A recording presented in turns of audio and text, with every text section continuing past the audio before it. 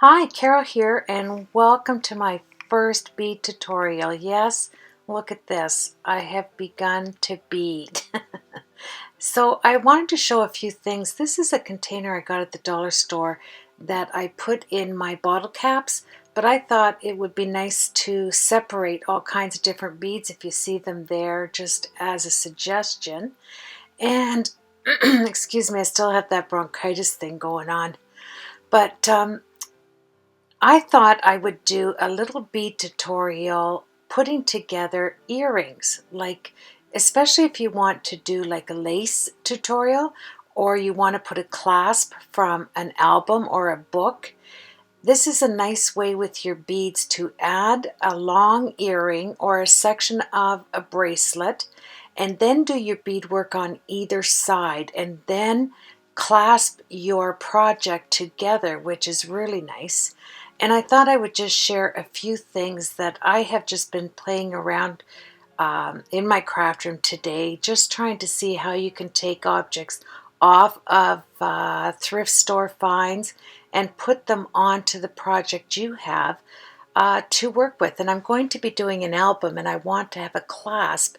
So I thought I would take these old bracelets and necklaces and I would take the little boggles off and I'm going to attach them to each one of these little holes that represent the earring that's going down to the bottom.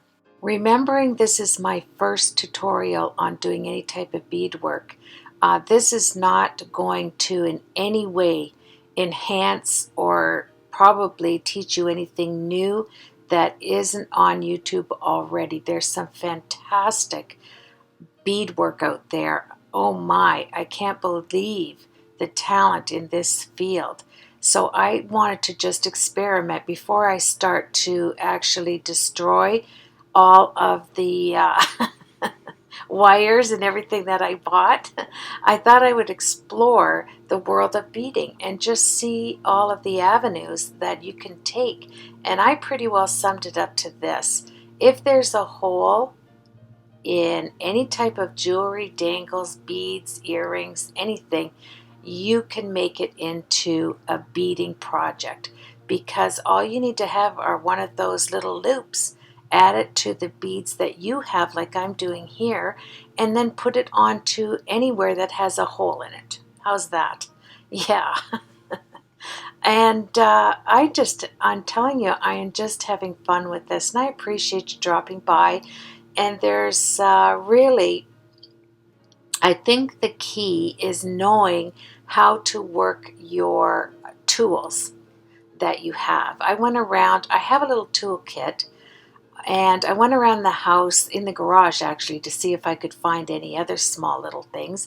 And I think the key to this, especially if you watch other tutorials on crafters that have been doing this for a long while, there are just a few that you need in your arsenal, but I will say that whatever you feel comfortable with, I set out to do this not copying anybody. I wanted to see how comfortable I was with what tools I had around my craft room. And I found that if you had the cutter and you had the needle nose pliers and the bent ones there that you'll see, you can pretty well put together anything that you have. And the clasps, that's another thing. I wanted to take a lot of the clasps off the old jewelry that I had hanging around and work with those because there's a lot of real cool clasps on old jewelry that you find in thrift stores. So if it's missing this, that, or the other, look at the clasps that hook them together and buy them just for that and put them in a separate little container. Here I'm just taking apart one of these little loops. I love this. You can get yourself, I don't know, 100 of those and just keep adding them to all the little doodads that you collect to begin your beading. And you don't really need to have a million things to make something beautiful, I'll tell you that. Although, you know, on my last tutorial, how my friend sent me all that real beautiful stuff, I am still trying to get that all organized Beadwork is just like any other craft, you know. Organization is the key to success, they say. And I think it's, if you have it all organized, it's a quick way of making a gift and making somebody happy. I just wanted to take a little bit of your time, not too much, to show you some of the little organizational things that I've been collecting for the beads. Now, when I buy something at the thrift store, I've been cutting it off and putting it in this glass container. And then I will separate it from this glass container into separate ones because it takes a lot of little containers to hold beads, especially if you're doing it as far as separating by color, like I'm trying to do right here. These are the beads my wonderful friend sent me. I don't have them put away yet. And these are some of the thrift store finds that I've actually had put away that I didn't even know, I didn't even remember I had them. And I'm going to use a lot of this for the chains, because if you're going to make purse chains, obviously you're going to need the chains, right? And you can find some beautiful chains at your thrift store from old jewelry. So that's what I'm doing there. This is the dollar store container bin that I got where my dollar store is nothing for $1. And I thought it'd be nice for your pre-made wires. I just stuck them there for now. My bottle caps are put in there. I mean, when you craft, boy oh boy, you need to have organization, or you pretty well, it's difficult to get your mind around what you're doing unless, you know, you have it in somewhat of a tad bit of order. And here's the tools that I've come up with by raiding our garage. And I had a zipped up leather pouch. These are Stampin' Up! Little containers that fit on that dollar store find there. I just took the bottoms out, and that way I can separate those by color.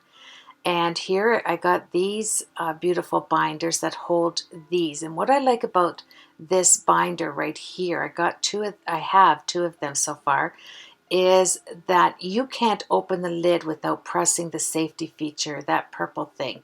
And with beads, the last thing I want to do is to drop an open container because I would lose my mind picking them up. So I think this is a good buy at Michael's to use your coupon on, and it stores wonderfully. I haven't separated those yet. I'm still, there's my little spinner thing that when I get my projects finished, I'm just going to set them up there. I thought that was that's affordable to get something like that. And you can also work on your chains, excuse me, from off of that as well. I used to go thrift store shopping much more than I do now. When my mom was alive, it was kind of like our thing to do. And I remembered having these big containers over here. I took one out. Look at all the beads that I had collected over the last 5 years and stored them away in these containers. I had forgotten all about it until today. I found this other one that I kept thinking, I wonder look at the little teensy beads. I can't remember what, seed beads, I think they call that. And I had that already in all different colors. And it's just collecting stuff over time. And now I'll be able to use it on this wonderful bead endeavor, because you can still, like I love to make cards, I'll still be doing that. Look at these. Just beautiful. I'm going to be chopping those up and putting them back into this container so that, you know, it's all parts. I can just grab it. And I was just thrilled to come over. And look at this. This is the heaviest metal necklace I've ever seen. It's like one of those toilet chains or something. Look at that thing. Oh, it was so heavy. I don't know what I'll use that for. But anyway, I thought, I must have thought I needed that. It's been in there for quite a long time. Well, I thought we'd take a little bit of time here and I would show you how I began my journey. I took one of these little wires that already had the loop on the end, and then I'm going to add some little bead caps. Or you can add seed beads. I'm just going to press my little safety feature on here, that purple strip. And these are my little gold. I'm going to do this one in gold and brown. And aren't they cute? Just little seed beads. Sorry, I find myself with this bronchitis being so short of breath all the time. But anyway, yeah, and there's a couple of gold ones there. I think as I'm looking into this journey, it's easier to find silver than it is to find gold in any of your beadwork. But whether you use silver or you use gold, it looks beautiful. And I think that's what's so intriguing about doing this type of crafting endeavor is the beauty in it. I mean, who doesn't like jewelry, right?